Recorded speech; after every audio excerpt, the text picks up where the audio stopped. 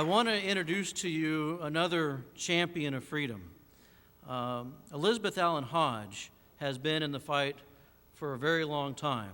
She's a former state legislator, used to work for U.S. Senator Steve Sims, and was a very close friend of the late, great Helen Chenoweth. Please welcome my friend and a friend of freedom, Elizabeth Allen Hodge.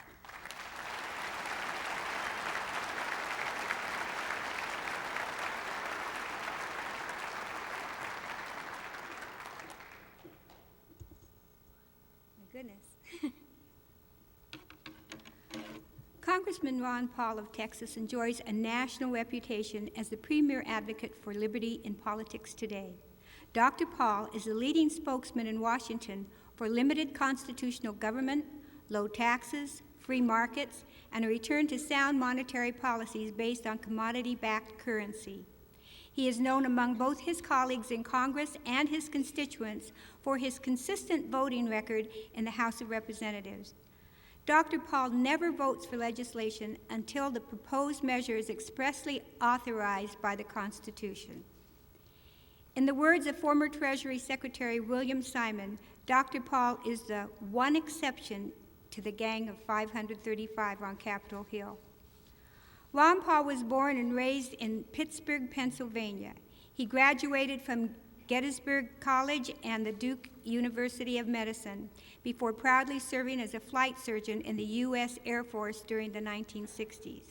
He and his wife Carol moved to Texas in 1968, where he began his medical practice in Brazoria County. As a specialist in OB/GYN, Dr. Paul has delivered more than 4,000 babies.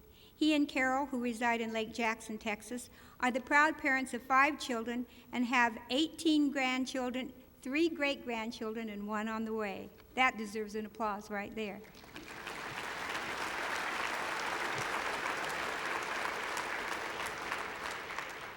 While serving in Congress during the late 1970s and early 1980s, Dr. Paul's limited government ideals were not popular in Washington.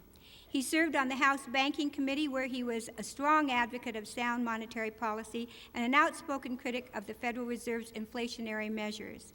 He also was a key member of the Gold Commission, advocating a return to a gold standard for our currency. He was an unwavering advocate of pro-life and pro-family values. Dr. Paul consistently voted to lower or abolish federal taxes, spending, and regulation, and used his House seat to actively promote the return of government to its proper constitutional levels. In 1984, he voluntarily relinquished his House seat and returned to his medical practice. Dr. Paul returned to Congress in 1997 to represent the 14th Congressional District of Texas.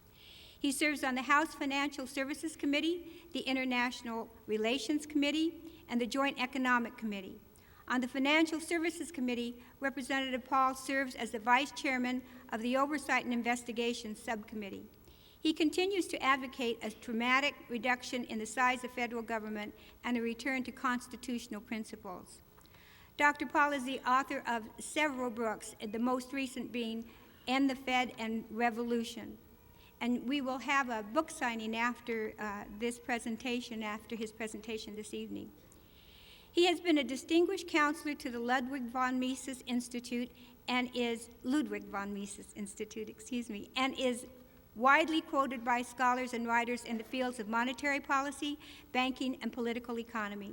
He has received many awards and honors during his career in Congress from organizations such as the National Taxpayers Union, Citizens Against Government Waste, the Council for a Competitive Economy, Young Americans for Freedom, and countless others. Dr. Paul's consistent voting record prompted one congressman to comment that, quote, Ron Paul personifies the Founding Fathers' ideal of the citizen statesman. He makes it clear that his principles will never be compromised, and they never are. Another congressman added, there are few people in public life who through thick and thin, rain or shine, stick to their principles. Ron Paul is one of those few. As an example,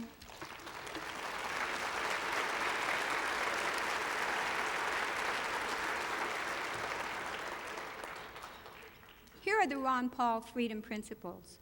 Rights belong to individuals, not groups. Property should be owned by people, not government. All voluntary associations should be permissible, economic and social. The government's monetary role is to maintain the integrity of the monetary unit, not participate in fraud. Government exists to protect liberty, not to redistribute wealth or to grant special privileges.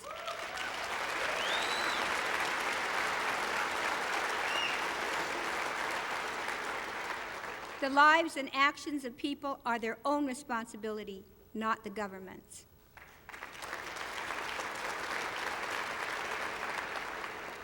Ladies and gentlemen, it is an honor and a privilege to introduce our speaker. Please join the Conservative Students Coalition, the Idaho Freedom Foundation, the Idahoans for Liberty, the Campaign for Liberty, Young Americans for Liberty, and all liberty-loving Idahoans, along with the Idaho Rights Committee, in welcoming our Congressman, Ron Paul.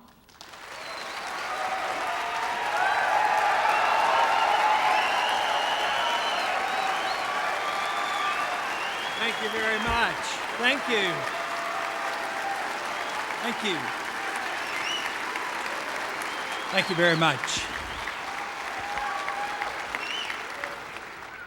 Thank you for that very nice welcome, and thank you, Elizabeth, for that very nice introduction. She mentioned how many children and grandchildren we have, and somebody asked me once if I know all their names. I said, yeah, I know all their names. I said, my wife even knows all their birthdays, which I do not.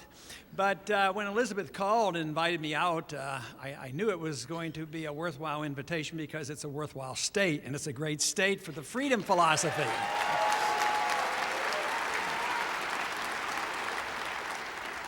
If I'm not mistaken, I think Idaho gave me the greatest percentage vote in the last election. Thank you.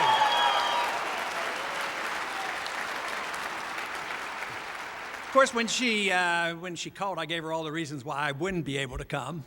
And but she says it's for Ralph. Ralph's going to have, a little bit of presentation. Ralph, and actually that had a lot of influence because I've known Ralph for a long time, and he really is a good example of what individuals can do on their own, standing up and sometimes lonely. And right now, today, just the announcement of all the groups that are involved, it's so different.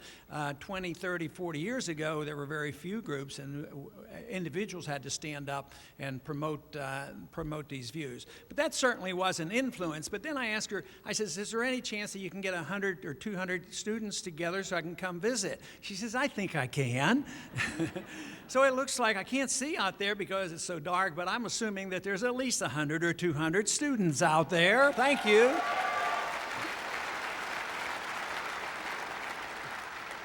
And with that nice applause, it sounds to me like the revolution is alive and well in Idaho.